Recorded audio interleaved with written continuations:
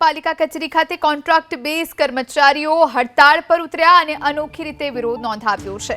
સુરતમાં પાલિકાના ચીફ ઓફિસરને ગુલાબ આપી પડતર પ્રશ્નો અંગે ઉકેલ નહીં આવતા ઉગ્ર રજૂઆત કરી માફ કરશો। સુરેન્દ્રનગરમાં આ પ્રમાણે વિરોધ કરવામાં આવી રહ્યો છે। અંદાજે 300 થી વધારે કોન્ટ્રાક્ટર બેઝ જે સફાઈ કર્મચારીઓ છે તેઓ છેલ્લા 3 મહિનાનો બાકીનો પગાર ચૂકવવા માટે આ સાથે સાફ સફાઈ કરતા જે કામદારો છે તેમનું શોષણ થઈ રહ્યું છે। છૂટા કરેલા કોન્ટ્રાક્ટ બેઝ કર્મચારીઓને કામ પર પરત લેવા જેવી અનેક માંગોને લઈ વિરોધ કરી રહ્યા છે।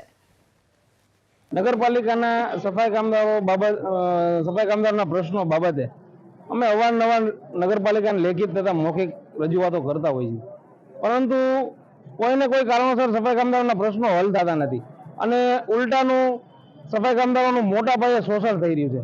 લઘુત્તમ વેતન પૂરું આપવામાં નથી આવતું। ઈપીએફની રકમ નગરપાલિકાના કર્મચારીઓની કાપવામાં આવે છે, પરંતુ ઈપીએફ ઓફિસમાં ભરવામાં નથી આવતી। એટલે આ એક ઉચાપત કહેવાય અને મોટા ભાગે કર્મચારીઓને બિનકાયદેસર ગેરકાયદેસર રીતે વગર નોટિસે છૂટા કરવામાં આવે છે। આશરે 250 થી વધુ કર્મચારીઓ છે અને તમામ પ્રશ્નો એવા છે કે નગરપાલિકા ધારે તો આજના એનું નિરાકરણ આવી શકે તેમ છે।